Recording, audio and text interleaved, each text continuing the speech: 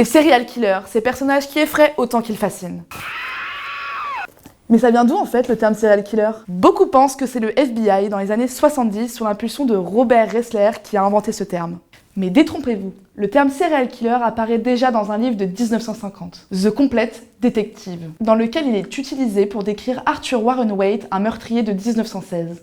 Mais avant ça, l'historien Robert Ressler parlait déjà en 1948 de meurtre en série lors d'une conférence à Londres. Et ce n'est pas le seul. En 1947, Dorothy Bayhuge, elle aussi faisait référence à des meurtres en série dans son roman A Lonely Place. En 1930, le détective berlinois Goenath employait déjà le terme serial murder pour désigner Peter Kürten. Et en 1927, un journaliste néerlandais parlait d'un série modenard dans une critique de film. Alors oui, le FBI n'a pas inventé le terme, mais il a été celui qui l'a classifié en rendant le terme officiel. Avant, serial killer était juste une description, mais pas une catégorie de meurtrier. Alors la prochaine fois que vous entendez ce terme, vous saurez désormais d'où il vient. Et si ce sujet vous intéresse, l'exposition Serial Killer est ouverte depuis le 21 février à la Galerie du Montparnasse. Elle explore le sujet d'un point de vue historique, scientifique et éducatif. Vous y retrouverez des objets réels liés à des tueurs en série, des reconstitutions de scènes de crime et plus encore. Mais attention, âme sensible, s'abstenir. C'est une expérience réservée aux personnes de plus de 14 ans. Mais si vous osez vous y aventurer, préparez-vous à une immersion intense, car il faut avoir le cœur bien accroché.